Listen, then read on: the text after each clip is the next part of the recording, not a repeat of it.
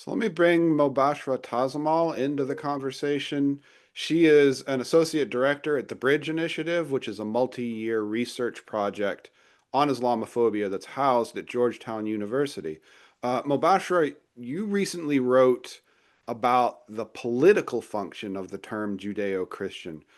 Can you give us a little bit of insight into the argument you made in that paper? Yeah, thank you. Thank you, Corey, for having me on this very important panel discussion. I wrote about how the term Judeo-Christian, we've seen a resurgence of the usage of the term, especially within the context of the last 2 years with Israel's genocide in Gaza. Politicians in the US, in Europe, and in Israel have invoked this term, whether it be Judeo-Christian values, Judeo-Christian civilization, not to signal towards some shared common theological commonality, but it's being used to function as a mechanism of exclusion aimed at Muslims. And it's not what the term was originally used for. It originated, I go through the history of it, originated in the 19th century as a descriptive category, and it became politicized mid 20th century, particularly in response to rising anti-Semitism in Europe and the US. And then the term eventually became adopted by the Christian right, which became, we know, a significant force in American politics in the 70s and 80s.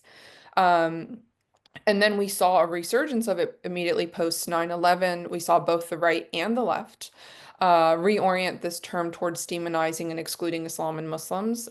We saw the increased usage of Judeo-Christian civilization terminology by politicians and pundits and religious leaders because they framed the 9/11 attacks as evidence of a civilizational conflict. And the injection of Judeo-Christian rhetoric to signal a sort of civilizational threat or war draws heavily on the works of neoconservative academics, such as Samuel Huntington and Bernard Lewis. And so today, the function of the term by politicians in the US and Europe and Israel is largely political, and it's used to justify exclusionary policies at home, securitization measures, and imperial violence.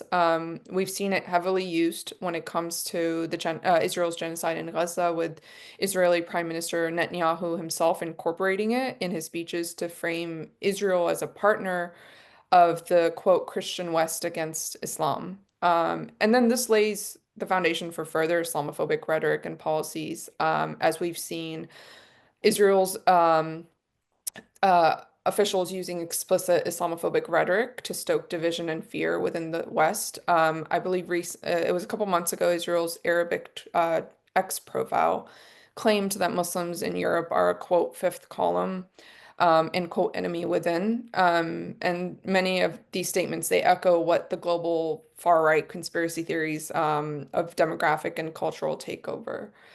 So yeah, the paper argues that Judeo-Christian today functions far less as a celebration of some sort of shared, values between Jews and Christians, and it's far more used as a marker of exclusion aimed at Muslims.